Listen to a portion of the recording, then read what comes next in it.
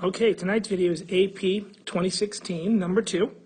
And it's our next category of problem, which is another one of their big types, which is known as the DIVA problems, which involves displacement, velocity, and acceleration. Remember, to get from one to the other, we derivate down, and we integrate up. And that's how those three quantities are related. Remember, there's two other pieces of info we can get out of here. In addition to displacement, there's also total distance traveled. And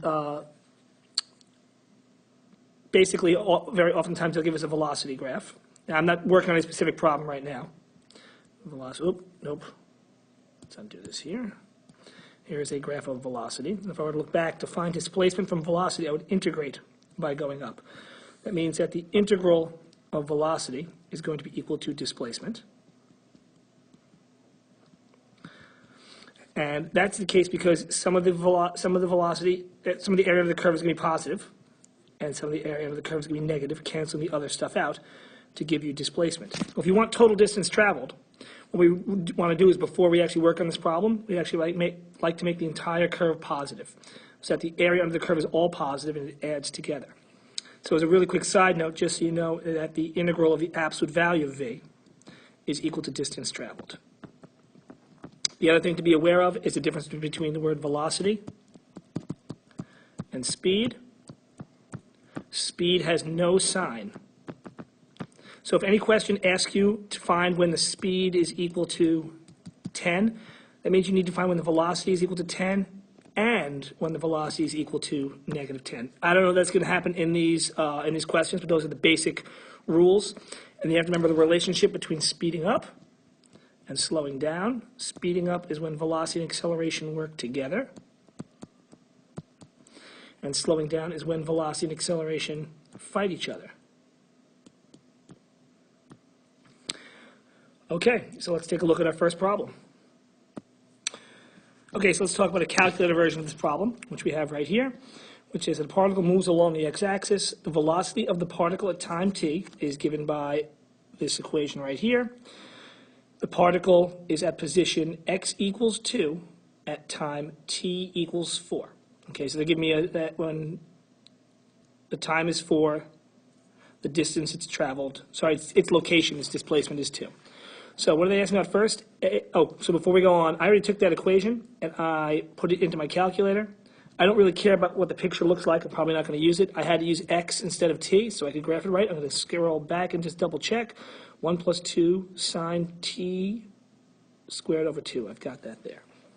Okay, so A says at time t equals 4, is the particle speeding up or slowing down? Well, in order to do that, I need the velocity of the graph. I need the acceleration of the graph. Now, here's a recommendation I have whenever you're doing a DIVA problem, which is automatically graph the derivative graph as well. And to do that, I'm going to show you the steps to do that. So as soon as they give me a function, if they give me velocity, I'm always going to graph the derivative of that as well to see acceleration. Now, I'm going to give you a picture of what I've done. Is I've used the, up in the graph section right here, I just went to the catalog, and I chose derivative at a point. I entered in the calculator n derivative, which means calculate the derivative of this function for every point x. So what happened is the blue graph, which is my original velocity, I now also have my graph of acceleration. Don't have to do it that way. I'll show you another way to do it when we work on the problem right now. But I'm going to do this two ways. So first for A, they asked me to find the velocity and the acceleration. So I have my two graphs on here. So I'm going to menu 51. And I'm going to go to type in 4 and enter. And I'm going to look at the value for my graph. So my velocity at 1 is 2.978 7, so 979. And now on my graph, I'm also going to go over to the other function, and I'm going to menu 51 it. enter, and my acceleration was at negative 1.16. If you didn't graph the other function, then what you would do is on a calculator page, you would go Menu, Calc, and derivative point, and you type in the function and the value you wanted at, the value of 4. But I'm not going to do that. It's easier to work off the graph. So now that I've done those two, I know that this object is, the velocity and acceleration are against each other. It is slowing down. And does it ask me to provide a description? It does not ask me to provide a description, so I do not have to provide a description.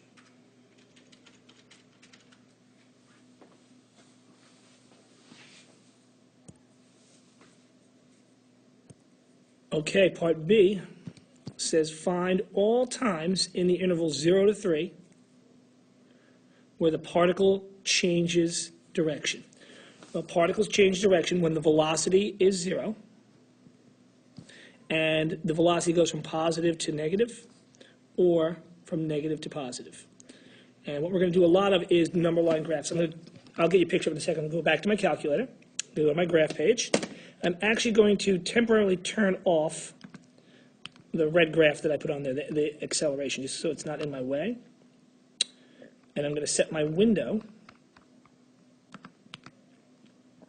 I'm going to set my window to between 0 and 3. Menu, window, settings. My x value is going to be an x value of 0. An x max of 3, and I get the graph, and I'm going to take a picture of it for you. Hold on. Okay, so here's the graph of that function, and this is the velocity. The velocity is, then here's the trick part. Where is the velocity 0? Well, the velocity is 0 only once. It's right there. And the velocity changes from positive to negative. How do I know that? You always got to be careful what you're looking at. I know this is a velocity graph. So that means the values of this graph are velocity. So I found that spot there. I'm going to go Menu, Menu, Analyze Graph. I'm going to find the 0, and start that interval. And I found that spot to be at 2.707. 74, so it rounds to 2.707. So on my page over here, for B, I'm going to say that the particle changes directions at t equals 2.707. Now I need the y, and you don't have to be elegant with the y, comma, because v equals 0 and changes from positive to negative. Always assume that when there's a justify your answer, a lot of times it's something like this right here. You can write more words on there if you want, but you also don't have to. It'll end up being okay. So it asked me to find the position of the particle. Okay, so they want the position of the particle at time equals 0. So this is the first time they asked me about integrals with this type of stuff. In the past, it worked mostly with derivatives, but the integral stuff is pretty much straightforward. They're either going to ask you to find a total distance traveled or a total displacement, in which you just integrate a start and a finish time, or they're going to ask you for a position at a certain time. Now, here's how we're going to work this. We know that we're going to integrate by we're going to get displacement by going up, by integrating. But remember, when we integrate, we're going to start at one point, and we're going to finish at another point. We're going to integrate from 0, and I'm going to choose 4. Why am I integrating from 0 to 4? Well, like I said, the problem will either give you a start and an end, and then ask you to find the distance traveled. Ask you to find the position. But giving you any two of those items are all you need to be able to solve the problem. So if I find the integral of v sub t from 0 to 4. I'm going to put that in my calculator. I'm going to put it in just like that.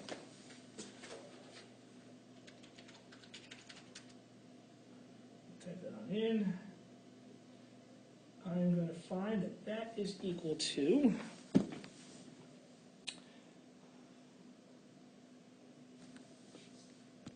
so I found that's 5.815, okay? So we're going to use the fundamental theorem of calculus a lot on DIVA problems. And we're going to think about the rules here. I know that if I integrate velocity, the integral from 0 to 4 of velocity of v of t is equal to, what's the integral of velocity? That's displacement. Let's call it di. From 0 to 4. That means it's going to be its displacement at time equals 4 minus its displacement at time equals 0. Okay? Now take a look. I have two equations that are equal to each other. That means that I can set the two parts equal, and I should have enough information to solve the bottom part. I'm going to change the color and write it over here just to help. I'm going to say that 5.815 equals the displacement at 4, which I know at 4 that displacement is 2, minus the displacement at 0, which I don't know yet. Displacement at 0. Now I can solve for that displacement. So this is, like I said, they gave me a position and 1 point, and now I'm finding the other one from there. So I'm going to take that 5.815. Oh, I'll go to calc page.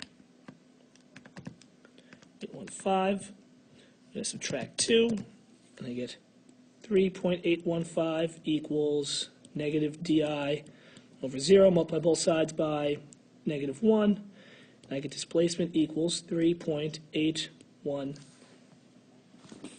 Did they give me any units of measure? Nope. So I'm not going to put ones in.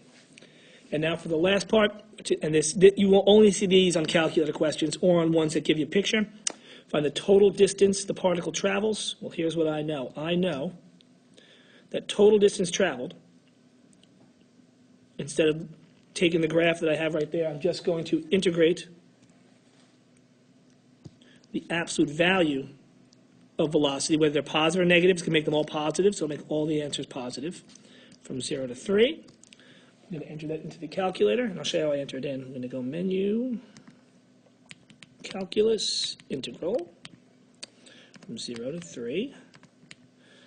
There is an absolute value sign under the catalog. Yes.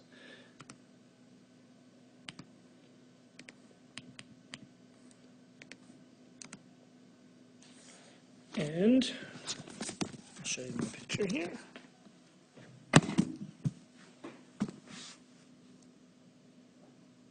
I know, extra time, I'm sorry. Here we go, take a photo. Oops, sorry, so here is I was talking and I wasn't recording. So here is, I found the integral tool right from Menu, Calc Int. I didn't know where the absolute value sign was, so I went to the catalog and found it, and it's right there, listed under ABS for absolute value. I put it in, I got 5.3012, but I have to round to the thousands place, so I got 5.301. Okay, a lot of stuff in this problem right here, but the DIVA problems are very similar. They pretty much always have the same parts to them, speeding up or slowing down, which means you can check the velocity and acceleration against each other. They're going to ask you when particles change direction. If you have a velocity graph, it's when the value is 0 and changes signs. If you have a displacement graph, it's where the slope is 0 and the slope changes from positive to negative.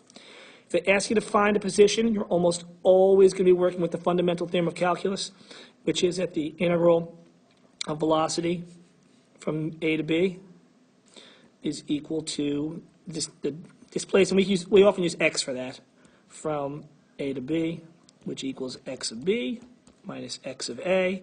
The only way we can do that is if they give us one piece of information to begin with. And the last thing is total distance traveled. Remember, everything under a velocity curve is a distance, but some are positive and negative. If we take the absolute value of it before we process the problem, we'll then get the actual total distance traveled. Ooh, long video, but I said it'll be under 15 minutes, which I am. Make sure you have your calculator work to show me and the written work. I shall see you tomorrow.